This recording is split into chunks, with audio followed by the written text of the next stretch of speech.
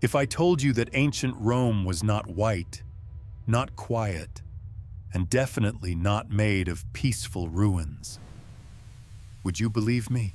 Imagine walking into the Roman Forum in the year 100 after Christ.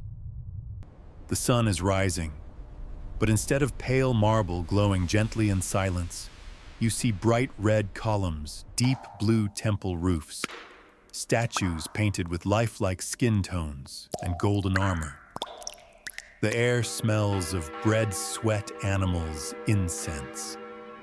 Vendors shout. Senators argue. A donkey refuses to move in the middle of the street. This is not a museum. This is Manhattan, with togas. For centuries, we have pictured Rome as elegant white stone because time stripped away its color. But archaeologists have found traces of pigments on statues and buildings throughout the city. Tiny fragments of red, ochre, Egyptian blue, even gold leaf. The Romans loved color. What we call classical purity was once bold, dramatic, and almost loud. And when modern technology and artificial intelligence help reconstruct these missing layers, something incredible happens. Rome stops feeling distant. It starts feeling alive. Before we step deeper into this city together, let me pause for just a second. If you enjoy slowing history down like this, if you like seeing the past as something human rather than dusty, consider joining this growing community. Tap like if this journey relaxes you. Subscribe if you want more stories like this before bed. And tell me in the comments, where are you watching from tonight? It always amazes me how many different corners of the world gather here for the same story. Now, let us walk. At its height around 100 after Christ, under Emperor Trajan, Rome may have had over 1 million people. That made it the largest city in the world at the time. No New York skyline, no electric lights, no engines. Yet still 1 million souls. The city stretches across 7 hills. Massive aqueducts carry fresh water from miles away. Public fountains run constantly. Streets are packed. Noise echoes between buildings that rise higher than many people expect. Some apartment blocks reach 5 or 6 stories tall. And here is something most people get wrong. Ancient Rome was not frozen in slow motion. It was chaotic. Street vendors sold olives and fish sauce called garum. Bakers used large communal ovens. Construction never seemed to stop.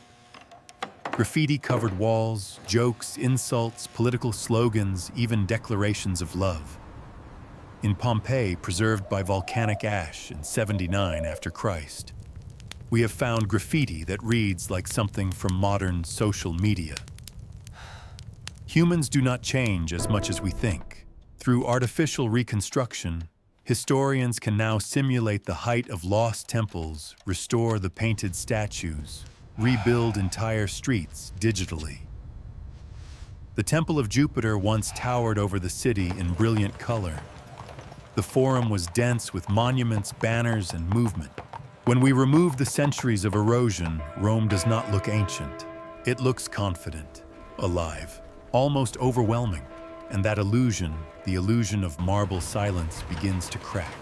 Because once you see Rome in full color, you start asking a different question. If the city looked this powerful, this advanced, this unstoppable, what was daily life really like for the people living inside it? So now that we have stepped into the color and noise of the city, let us zoom in closer. Because Rome was not experienced from above like a drone shot. It was lived at street level. Let us imagine 2 mornings in the same city in the same year 100 after Christ, under the same rising sun. In the first home, sunlight pours through an opening in the roof called the atrium. Water collects in a shallow pool beneath it. The walls are covered in frescoes, reds, yellows, delicate landscapes painted in illusionistic detail. This is a domus, a private house owned by a wealthy Roman family. The master of the house wakes early, not because he must hurry to work, but because clients will soon arrive. In Rome, powerful men participate in a system called patronage. Each morning, clients visit their patron in a ritual known as the salutatio. They greet him, show loyalty, and in return may receive financial help or political support. Politics in pajamas, essentially. Breakfast is simple bread, dipped in watered wine, maybe figs, cheese, olives. Slaves move quietly through the house. And yes, slavery is everywhere. Historians estimate that in Italy during this period, perhaps 1 in 3 people was enslaved. Rome's economy, comfort, and even culture are built on that reality. Now let us walk a few streets away. Here stands an insula, a tall apartment building. Archaeological evidence from places like Ostia shows that some rose 5 or 6 stories high. The lower floors are sturdier and more expensive. The upper floors smaller, hotter, more dangerous. The poet Juvenal once joked that in Rome you either burn to death or are crushed when your building collapses. It sounds dramatic, but fires were frequent. Emperor Augustus even created a night watch and firefighting force called the Vigils to control the damage. Imagine climbing narrow wooden stairs after a long day carrying water because plumbing rarely reaches the top. Your room might be little more than a rented space for sleeping. No frescoes, no courtyard, just noise from neighbors and the street below. Does that contrast feel familiar? Luxury penthouses today cost millions. In Rome, the ground floor was prime real estate. Most Romans are not senators. They are shopkeepers, craftsmen, porters, bakers. We know this from inscriptions, tombstones, graffiti. Ordinary people leave behind surprisingly personal records. One tombstone reads, "I was not. I was. I am not. I care not." Simple, honest, human. Daily life is busy. Markets fill the forum. Public latrines are shared spaces with no walls between seats. Privacy apparently was not a Roman obsession, and yet despite inequality, there is energy here. Community, conversation, laughter echoing through narrow streets. Rome's greatness is not only in marble temples, it is in the millions of ordinary lives woven together inside those walls. But if daily life feels chaotic and unequal, what holds this massive city together? How does a population of 1 million avoid collapse? The answer lies not in homes, but in engineering that almost feels impossible. Now here is where Rome stops being impressive and starts being almost unbelievable.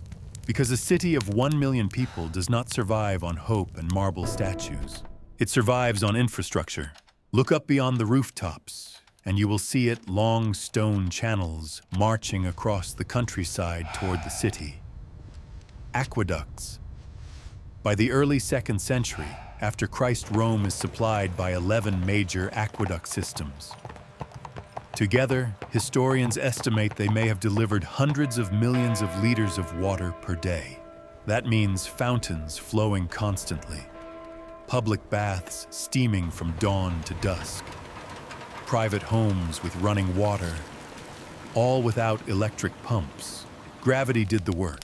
The Aqua Claudia completed in 52 after Christ carried water nearly 45 miles to the city. And the Romans maintained a precise gradient, the slight, steady downward slope over that entire distance. No laser tools, no satellites, just mathematics discipline and astonishing skill. Ask yourself this quietly. How many modern cities could maintain that system for centuries without major overhaul? And then there are the roads. The Roman road network stretched more than 250,000 miles across the empire, with roughly 50,000 miles paved in stone. Straight, durable. Engineered with layers of sand, gravel, and tightly fitted blocks, some of those roads still exist. When people say all roads lead to Rome, it is not poetry. It is logistics. Roads moved armies quickly. They moved messages, trade goods, tax revenue. They allowed the empire to function as a connected system rather than scattered territories. Now imagine standing inside the Colosseum completed in 80 after Christ under Emperor Titus. It could hold perhaps 50 to 70,000 spectators. The structure was built using a complex system of vaults and arches, allowing crowds to enter and exit in minutes through carefully numbered passageways. Modern stadium designers still study that layout, and beneath many wealthy homes and bathhouses, you would find the hypocaust system, a form of central heating. Hot air from a furnace circulated under raised floors and inside walls, warming entire rooms. 2,000 years ago. And let us not forget Roman concrete. By mixing lime with volcanic ash called pozzolana, they created a material that actually grows stronger over time when exposed to seawater. That is why Roman harbor structures still survive. When artificial intelligence reconstructs Rome's skyline, restoring the original heights of temples and public buildings, the city looks less like scattered ruins and more like a dense forest of stone and engineering confidence. It feels intentional, strategic, unshakable, and perhaps that is the key word, unshakable. Because when a civilization can move water across mountains, pave continents, and entertain 50,000 people in a single arena, it begins to believe it cannot fall. But engineering alone does not hold an empire together. There is another force at work in Rome, something louder, more emotional, and far more theatrical. And that force is emotion. Not marble, not roads, not aqueducts. Emotion. Step into the Colosseum again, but this time do not look at the arches. Listen. 50,000 voices rising at once. The smell of sweat, sand, and iron. The crowd chanting a name. Gladiators were not merely fighters. They were celebrities. We have graffiti from Pompeii, where fans scratched messages into walls. Celadus makes the girls sigh. Imagine that. Ancient Rome had fan clubs. Most gladiators were enslaved people, prisoners of war, or condemned criminals. Yet some volunteered, hoping for fame and prize money. According to inscriptions, successful gladiators could earn rewards equivalent to years of a laborer's wages. Rarely, they even won their freedom. But here is the uncomfortable truth. These games were not just sport. They were political theater. The Colosseum itself was financed largely by spoils from the Jewish war after 70 after Christ. Emperor Vespasian began its construction, and his son Titus inaugurated it with games that reportedly lasted 100 days.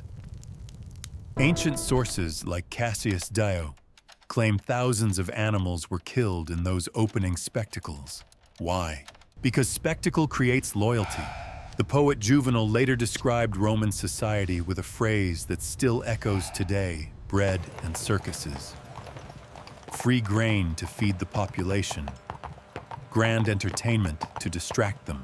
At its height, Rome distributed subsidized grain to perhaps 200,000 citizens. Imagine that logistical effort. Grain ships crossing the Mediterranean from North Africa, dock workers unloading cargo at Ostia carts rolling into the city. Food security was political stability. Does that sound distant from us? Or strangely familiar? Governments understand something timeless. People will forgive many problems if they feel fed, entertained, and included in a shared emotional experience. Triumphs were another example. When a general returned victorious, he paraded through the streets in a chariot, prisoners in chains behind him, treasures displayed before him. The city became a stage. Power became a story everyone could see. Rome mastered storytelling long before social media, but emotion is powerful in both directions. The same crowd that cheers can also riot. In 64 after Christ, when a great fire devastated large parts of the city, panic spread faster than the flames. Emperor Nero was accused whether fairly or not. Public opinion could turn sharp, even dangerous. An empire built on spectacle must constantly perform, and performance requires resources. It requires expansion. It requires confidence. So what happens when expansion slows, when resources strain, when the applause grows uncertain? This is where the story shifts from triumph to tension. Yet beneath the applause and the marble confidence, quiet cracks were already forming. Not dramatic at first, not cinematic, just small shifts. Let us move away from the arena and into the imperial palace. After the reign of Marcus Aurelius, who died in 180 after Christ, Rome entered a far more unstable era. His son Commodus ruled not as a philosopher king, but as a performer who reportedly fought as a gladiator in the arena. Ancient historian Cassius Dio describes senators watching in forced silence, clapping for an emperor who believed himself to be Hercules reborn. When power becomes performance, reality starts to bend. And then came the 3rd century crisis. Between 235 and 284 after Christ, Rome saw more than 20 emperors. Most did not die peacefully. Many were assassinated by their own soldiers. Imagine building roads across continents, and then not being able to keep leadership stable for even a few years. At the same time, the economy strained. To pay armies defending vast borders, emperors began reducing the silver content in Roman coins. The denarius, once nearly pure silver under Augustus, lost significant value over decades. Inflation followed. Prices rose. Trust declined.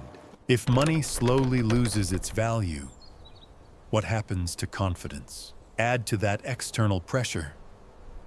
Germanic tribes pushed along the Rhine and Danube frontiers. In 260 after Christ, the Emperor Valerian was captured alive by the Persian ruler Shapur I. Captured. A Roman emperor. For centuries, Rome had projected invincibility. Now the illusion trembled. And yet here is what makes Rome fascinating. It did not collapse immediately. It adapted. Emperor Diocletian, who came to power in 284 after Christ, attempted a radical solution.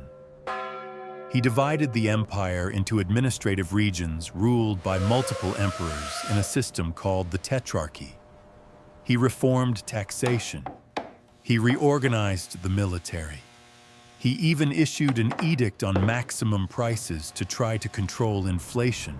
Some reforms worked, some failed. But the effort itself tells us something powerful.